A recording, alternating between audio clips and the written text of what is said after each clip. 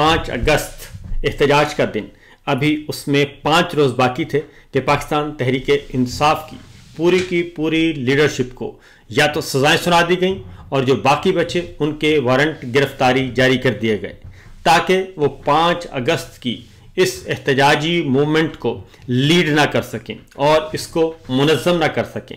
और यही वो खौफ है जिसकी वजह से हम बखूबी अंदाज़ा लगा सकते हैं कि असल खौफ और असल डर वहाँ नहीं जहाँ समझा जा रहा है, बल्कि इक़्तिदार के ऐवानों में बैठे तगड़े तगड़े लोग ज़्यादा खौफज़दा हैं। और उसकी वजह यह है कि उन्हें मालूम है कि ज़मीनी हक़ाइक़ उनके तवक्को से भी कहीं ज़्यादा ख़राब हैं और पाकिस्तान के अवाम इस वक्त मौजूदा हुक्मरानों से तंग आ चुके हैं। लिहाजा ये जो कुछ किया गया, पहले तो ज़रा उसके बारे में चंद इन्फॉर्मेशन आपको ज़रूर मैं देना चाहूँगा, क्योंकि अभी खेल ख़त्म नहीं हुआ और जनरल आसिम मुनीर साहब को डू मोर का मुतालबा किया गया है। यानी शहबाज शरीफ साहब, मरीम साहबा, नवाज शरीफ साहब अभी भी field marshal general Asim Munir के इतनी बड़ी इक़दाम जो किया है उन्होंने और पाकिस्तान तहरीक इंसाफ की पूरी लीडरशिप को और पूरी पार्टी को लपेट दिया है। अभी भी मरीम साहबा, नवाज शरीफ साहब जनरल आसिम मुनीर से खुश नहीं, बल्कि उन्हें कहा है कि नहीं जनाब, अभी मजीद आपको कुछ करना पड़ेगा, तब आपको कहीं जाके हम अगले 2 साल के लिए एक्सटेंशन देंगे।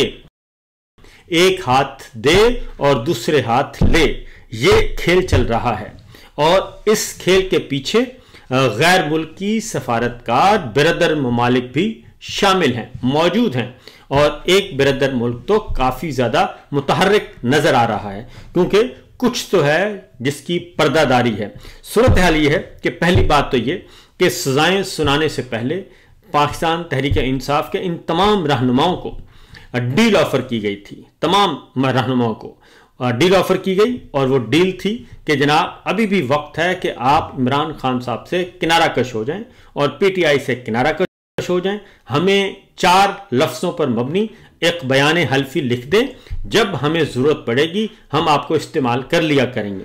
लेकिन पाकिस्तान तहरीक इंसाफ के किसी MN ने, किसी MPA, किसी सेनेटर ने और किसी भी ओहदेदार ने और किसी भी टिकट होल्डर ने, किसी भी कारकुन ने ये लिख कर देने के लिए हामी नहीं भरी और वो डट गए और उन्होंने इमरान खान का, पाकिस्तान तहरीक इंसाफ का साथ नहीं छोड़ा।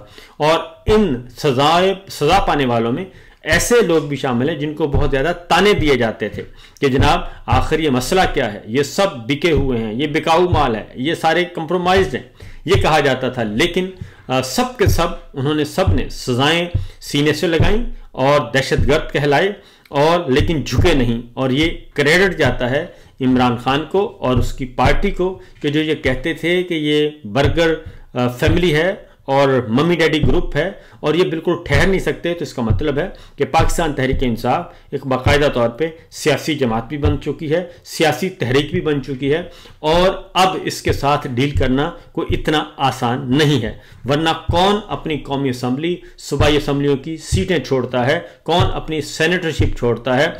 माजी में हमने देखा कि दुम हिलाते हुए लिख कर देने के लिए सब तैयार होते थे, यहां तक कि नवाज शरीफ साहब, शहबाज शरीफ साहब मुआहदा करके चले गए, 10-10 साल का मुआहदा करके लिख कर चले गए और जो कहते थे कि हम बहुत बड़े लीडर हैं और हमारे पास 2/3 अक्सरियत है, लेकिन वो सब सरेंडर करके भाग चुके थे। ये पहला मौका है कि इमरान खान और पाकिस्तान तहरीक इंसाफ एक ऐसी जमात बनकर आ गई है कि वो डट कर खड़े हैं और उनके साथ हैं सुन्नी इत्तेहाद कौंसिल, मजलिस वहदतुल मुस्लिमीन, महमूद खान अचकज़ई साहब, सरदार अख्तर मिंगल साहब और दीगर जमातें भी उनके इस सफ़र में शाना बशाना हैं। और इसके साथ साथ वो जमातें भी जो अभी नौखेज़ हैं वो भी इनके साथ खड़ी हैं। जुबैर साहब हैं, मुस्तफ़ा नवाज खोखर साहब हैं, ये सब के सब अपना हिस्सा डाल रहे हैं। मौलाना शिरानी साहब हैं। तो आगे बढ़ते हैं।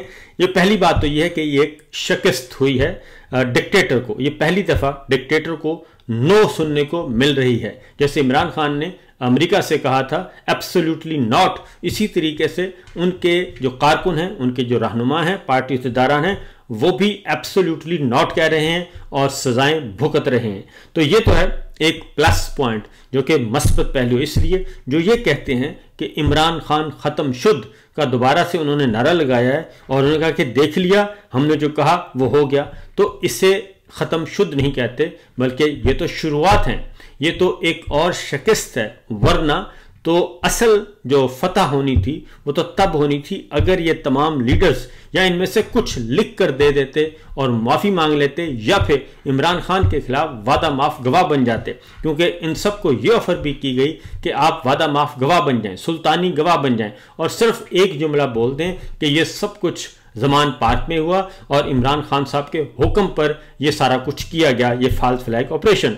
लेकिन कोई भी एक लीडर भी, कोई एक कारकुन भी नहीं मिला, और वो फौजी अदालतों से भी सजाएं पा चुके और फौजी अदालतों के साथ साथ फौज की तहवील में भी रहे, लेकिन कोई एक कारकुन भी उसने अपना ईमान और ज़मीर नहीं बेचा और झूठी गवाही इमरान खान के खिलाफ नहीं दी। तो ये है मामला। जावेद हाशमी साहब जो कि छोड़ के जा चुके थे, वो वापस आए हैं और उन्होंने कल जो ऑल पार्टीज कॉन्फ्रेंस थी, अपोजिशन जमातों ने बुलाई हुई थी, अपोजिशन का कन्वेंशन था, उसको भी कल इस्लामाबाद में नहीं होने दिया गया। और यहां से आप खुद अंदाजा कर सकते हैं कि ये सब लोग कितने डरे हुए हैं कि एक कन्वेंशन और एक कॉन्फ्रेंस नहीं होने दे रहे।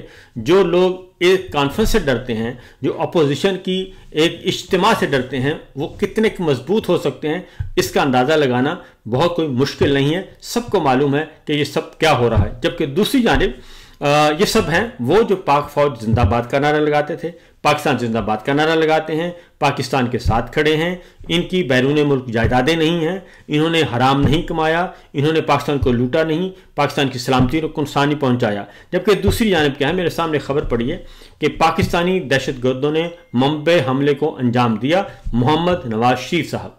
तो नवाज शरीफ साहब का ये स्टेटमेंट है, और यही स्टेटमेंट कलभूषण यादव के केस में आलमी अदालत में नवाज शरीफ साहब का ये स्टेटमेंट, जिसको डॉन लीक्स कहते हैं, वो स्टेटमेंट सारे का सारा पेश हुआ था शवाहिद के तौर पे। भारत के वकील ने आलमी अदालत में पेश किया था। तो वो लोग जिनके बारे में ये कहते रहे कि ये तो मुल्क दुश्मन है, इन्होंने मुल्क को लूट कर खा लिया, ये इस वक्त की जो मौजूदा फौजी क़यादत है जनरल आसिम मुनीर साहब की, वो उन्हीं को ही सीने से लगाए हुए हैं और उन्हीं को री इंस्टॉल कर रहे हैं। अब आते हैं इस सारी सूरत हाल पे कि जनाब हो क्या रहा है। ये अस्करी हुकूमतें, अस्करी जज, अस्करी फैसले और अस्करी जमहूरियत, ये निज़ाम चल रहा है। और उसमें हर तरफ जो है वो एक ही बात हो रही है कि जनाब ये जो मर्जी कर लें, हालात तो वाक़यात इनके दस्तरस में नहीं है। ये मेरे सामने एक मुआफ़ीनामा है, आपको भी देख लेंगे। ये नवाज शरीफ साहब का मुआफ़ीनामा है, सोशल मीडिया पे फिर आ चुका है कि 10 साल का एग्रीमेंट करके ये चले गए थे। तो लीडर और डीलर में यही फ़र्क होता है। लीडर हमेशा लीड करता है और डीलर हमेशा डील करता है, और डील करके निकल जाता है और अपना चमड़ी दमड़ी बचाता है, और उसके बाद फिर चमड़ी दमड़ी बचाने के लिए अपनी सरमाए से दोबारा निज़ाम को ख़रीदता है और उसके बाद फिर मैदान अमल में आ जाता है। यही बात आसिफ सईद खोसा साहब ने लिखी थी गॉड फादर, और यही बात अजमत सईद शेख साहब ने कहा था सिसिलियन माफिया। तो ये हकीकतन इस वक्त हमारा मुमलकत खुदादार गॉड फादर और सिसिलियन माफिया के कब्जे में है। जुबैर साहब कहते हैं कि लावा फटने वाला है, जितना ज़्यादा लावा दबाएंगे वो उतना ही फटेगा, और जब वो सामने आएगा तो पाकिस्तान के लिए नुकसानदेह होगा। और मुझे लगता है कि ये कोई ज़्यादा दूर की बात नहीं, और यही जमातें थीं और यही सब कुछ थे। इमरान खान साहब के ज़माने में आते थे, एहतजाज करते थे, और कभी किसी को एहतजाज के लिए नहीं रोका था। लेकिन इस वक्त फौजी क़यादत मुकम्मल की तो मुकम्मल, जबकि बाकी ये सारे जमातें, अदलिया, सब कुछ इनके कंट्रोल में है, लेकिन ये एक कॉन्फ्रेंस भी नहीं होने दे रहे। आगे बढ़ते हैं। कास्त्रो साहब पाकिस्तान तहरीक इंसाफ के रुकन हैं, अहम ओहदेदार हैं। फैसलाबाद से उनको बरी कर दिया गया है। उनका क्या मामला है?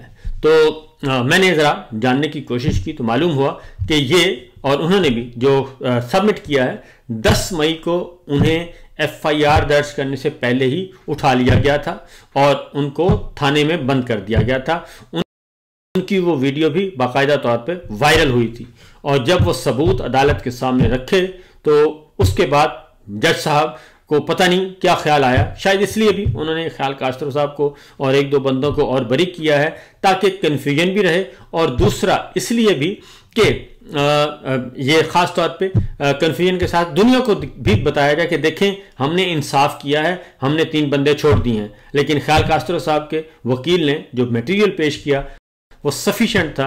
अगर उसके बाद भी अगर जज साहब अपना मुंह काला करते तो मेरा ख्याल है कि यह काफ़ी मुश्किल होता। इसी तरीके से जो बाकी भी अभी इसकी तफसीलात आएंगी तो उसके बाद हकीकत में पता चल जाएगा।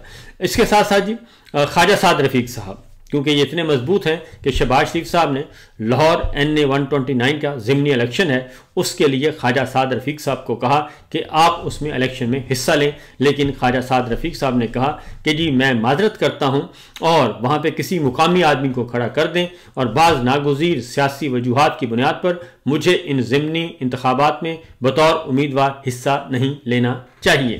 तो इससे आप अंदाज़ा कर सकते हैं कि कोई भी थोड़ा बहुत जो सियासी कारकुन है और जिसमें थोड़ी बहुत इज्जत नाम की कोई चीज़ है तो वो इस तरीके से फॉर्म 47 लेना नहीं चाहता, और इसीलिए इनको कोई उम्मीदवार मिल नहीं रहे।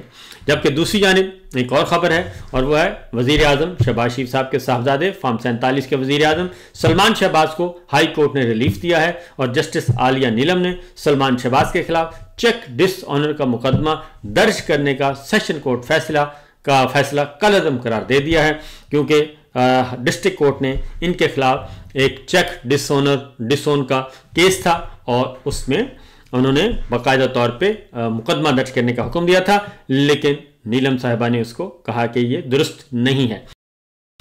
अगला जनाब, इस सारी जो सजाएं हुई हैं, मौलाना फजलुर रहमान साहब जो हैं उनकी जमात मोहम्मद अकरम दुरानी साहब, उन्होंने इन सजाओं को वेलकम किया है। जमीयत उलमा इस्लाम इन सजाओं को वेलकम कर रही है और इन्हें कानून और आइन के मुताबिक करार दे रही है। तो इससे आप अंदाज़ा कर सकते हैं कि मौलाना फजलुर रहमान साहब इस वक्त कितनी कश्तियों के सवार हैं। दूसरी जानिब जी मिसाल यूसुफजई सेंटर बन गई हैं, और यह सीट खाली हुई थी, सानिया नश्तर साहिबा ने की थी। 86 वोट्स लिए हैं उन्होंने और बासानी उन्होंने अपनी सीट बचा ली, और पाकिस्तान तहरीक इंसाफ का कोई भी MPA इधर उधर नहीं हुआ। अपोजिशन के वही 53 वोट रहे हैं जी। दूसरी जानिब आजम स्वाति साहब का नाम ECL से निकाल दिया गया है। पेशावर हाई कोर्ट ने 5 करोड़ रुपए उन्हें जमा करवाने का कहा है गारंटी के तौर पे, और उसके बाद उनका नाम ECL से निकल गया है और अब वो बैरून मुल्क जा सकेंगे।